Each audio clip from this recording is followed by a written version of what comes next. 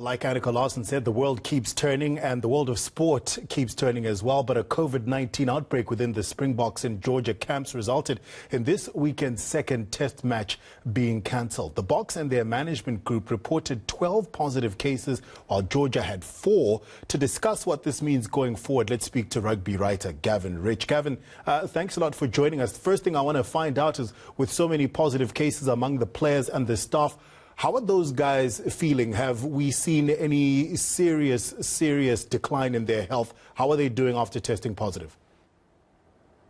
To be honest with you, I've actually got no idea, because the communication from SA Rugby has been very poor. In fact, it's been pretty non-existent on this. We're sort of playing a waiting game. As you know, we're not in the sort of normal environment where maybe if I was a Rugby World Cup or something, I'd be at the Springbok Hotel or at their training camps. I'm sitting at home and everything has to happen online and just like everything else in the world at the moment. So I haven't been able to speak to any of the players or any of the management. We have to wait for SA Rugby to tell us what's going on, and that's taking a while. So far the Lions have been better at communicating.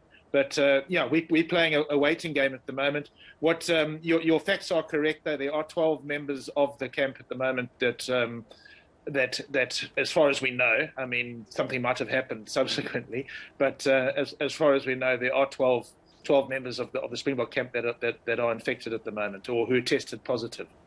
So this really puts the Springboks plans into disarray, because those players have tested positive. They're going to have to isolate for a while, and then they have a return to play protocol that they must follow. So they're not necessarily going to be able to get back onto the field as soon as they return a negative result or they feel well. So they're not going to be able to train with the main squad. It's not looking good for the Boks right now.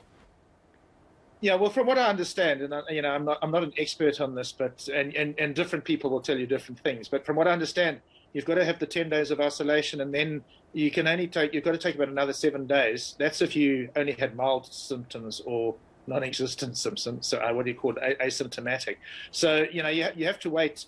So it could take up to 17 days. So the problem for the Springboks is that somebody like Loet de Jager, for instance, who's been out with an injury for a long time, he really needs to play next week against the Lions for the South African A team. They're playing that game in Cape Town on Wednesday. Well, I hope they're playing that game in Cape Town on Wednesday. We don't know at the moment because of the COVID situation. So he really needs to play that game, but he was one of the guys who tested positive. So that means really that he should be out for another 2 weeks. So they're not going to be able to test him before the first test. There's other players, Damon Dialendi, who was burnt in an incident over in Ireland. He plays for Munster, of course, for most of the year.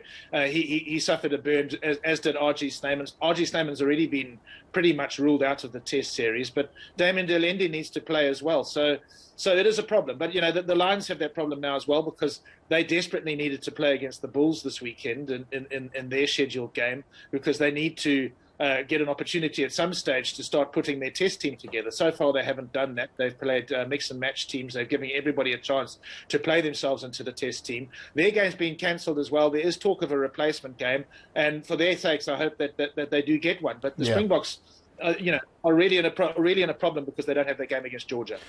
Gavin, very quickly, I just want to ask you, why didn't they take up Australia's offer, for example, to host the series or move the series to England? And is this tour, are the test matches between the Boks and the British and Irish Lions going to go ahead?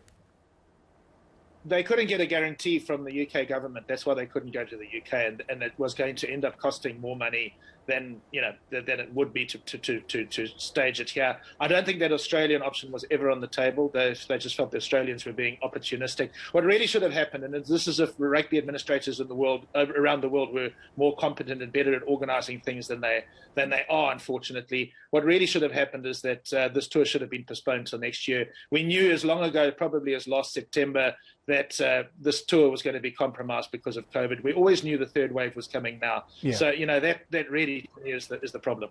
All right, Gavin Rich, rugby writer, thank you so much for joining us and giving us a perspective on what's happening in the Springbok camp, or as much as he can, given that they're not communicating that much South African rugby.